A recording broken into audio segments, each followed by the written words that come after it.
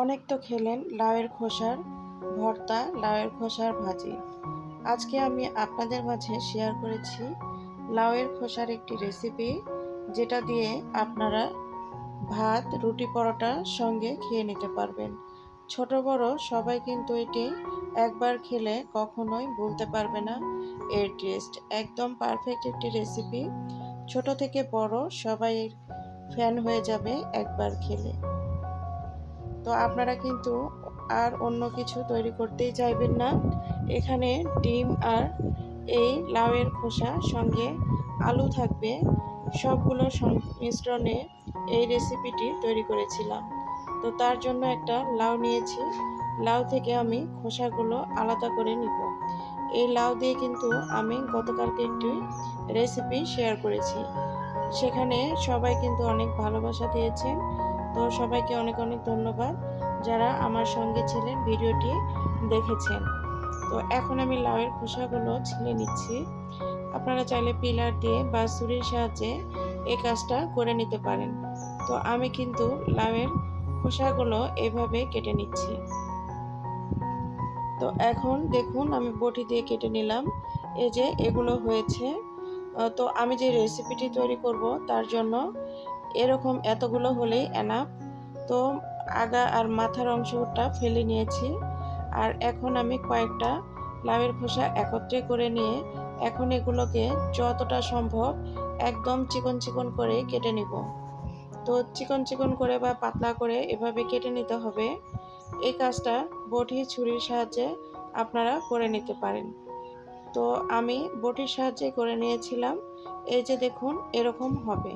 তো এখন আমি সবগুলো অফ ক্যামেরাতে কেটে নিব আর আপনাদের দেখাবো। তো আলুটা কাটা আসলে দেখাবো না, কারণ আলু তো আমরা সবাই কাটতে পারি। তো এটা দেখালাম যে কাটার পদ্ধতিটা আপনারা দেখলে এভাবে আপনারাও খুব সহজে কেটে নিতে পারবেন, এই জন্য আর কি। তো এখন এগুলো অফ ক্যামেরাতে কেটে আমি রেডি করে নিয়েছি। এই যে দেখুন লাউয়ের খোসা, আর এখানে দেশি ছোট আলুগুলো কেটে নিয়েছি খোসা সহই, কারণ এই খোসাতে অনেক ভিটামিন থাকে যার জন্য ফেলিনি। আর লাউয়ের খোসাগুলো তো নিয়েছি কেটে, সঙ্গে নিয়েছি পেঁয়াজ আর কাঁচামরিচ। তো এখানে আরেকটা ডিম ব্যবহার করব। কড়াইয়ের মধ্যে তেল দিয়েছিলাম গরম করতে, আর এখন ওই পেঁয়াজ আর কাঁচামরিচগুলো দিয়ে দিলাম। এখানে আমি আপনাদের মরিচের ব্যাপারটা বলে দিই। সেটা হচ্ছে আপনারা যে যেমন ঝাল খেতে পছন্দ করেন সেই পরিমাণে মরিচ এখানে ব্যবহার করবেন। তো আমার কাছে ভাজিতে অতিরিক্ত ঝাল খেতে ভালো লাগে না, কারণ আমার ছোট বাচ্চা আছে। তো বাচ্চা বেশি ঝাল খেতে পারে না, যার জন্য কম দিয়েছি এখানে পরিমাণে। তো চাইলে এখানে শুকনা মরিচও দিতে পারেন ভেঙে। তো এখন পেঁয়াজ মরিচটা লাল লাল করে ফ্রাই করে নিয়েছি। নেওয়ার পরে আগে থেকে কেটে রাখা আলু আর লাউয়ের খোসাগুলো দিয়ে নিচ্ছি। এখানে একত্রে করে আমি ধুয়ে নিয়েছিলাম। আমি কিন্তু কাটার পরেই ধুয়েছি, আপনারা চাইলে ধুয়ে কেটে নিতে পারেন। তো এখন এটাকে এভাবে নেড়েচেড়ে দেব।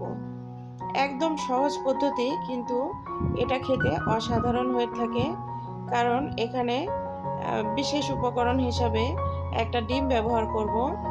যে ডিমটার কারণে আপনারা সকালের নাস্তা আমরা সাধারণত যেভাবে আলু ভাজা বা বিভিন্ন ভাজা দিয়ে বা ডিম পোস্ট, ডিম ভাজি এগুলো দিয়ে খেয়ে থাকি।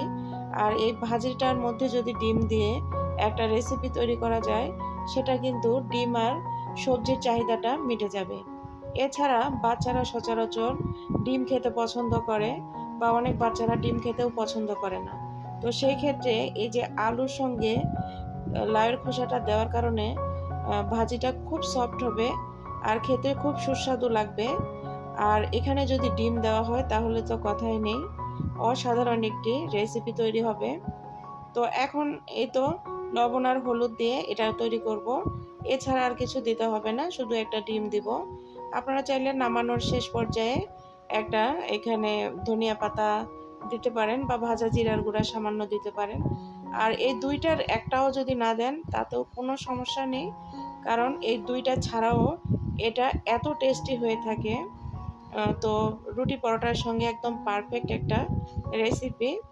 ভাতের সাইড ডিশ, সাইড তরকারি বা সবজি বা ভাজি যেটাই বলুন না কেন হিসাবেও রাখতে পারেন।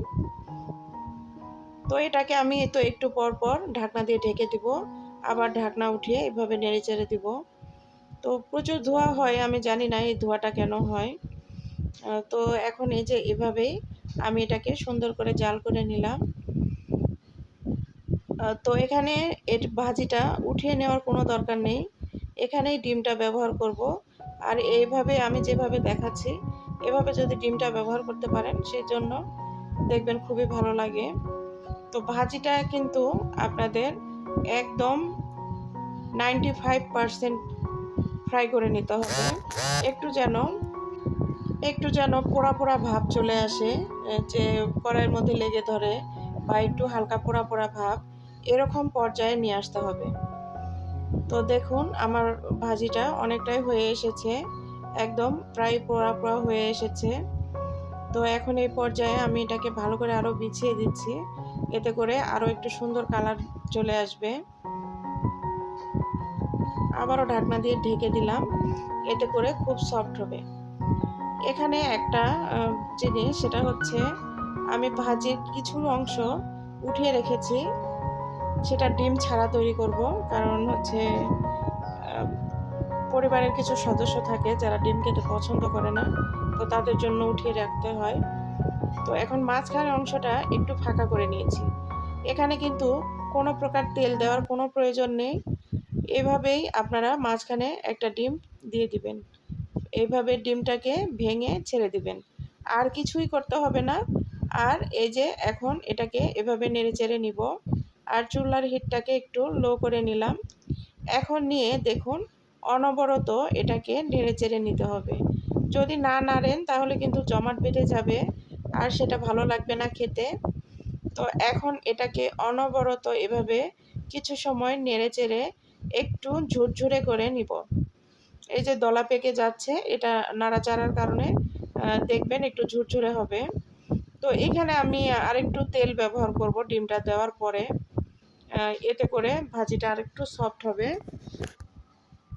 আর ভাজিতে একটু সাধারণত তেল বেশি দিলে খেতে ভালো লাগে, কিন্তু তেল তো আসলে শরীরের জন্য অনেক ক্ষতিকর। তো আপনারা সবসময় চেষ্টা করবেন কম তেলে রান্না করতে। তো আমিও চেষ্টা করি কম তেলে রান্না করতে, কিন্তু তারপরেও আমার কাছে মনে হয় অনেক বেশি তেল পড়ে যায়।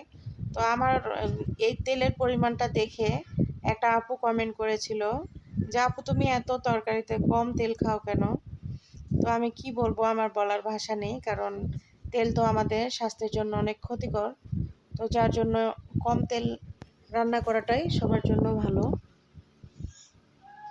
তো এখন এই যে দেখুন ভাজিটা কিন্তু আমার অনেকটা ঝুরঝুরে হয়ে গিয়েছে, তো একদম রেডি। এখন এটাকে চুলা বন্ধ করে নামিয়ে ফেলবো।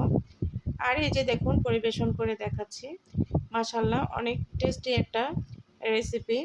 রুটি, ভাত, পরোটা সবার সঙ্গে অসাধারণ।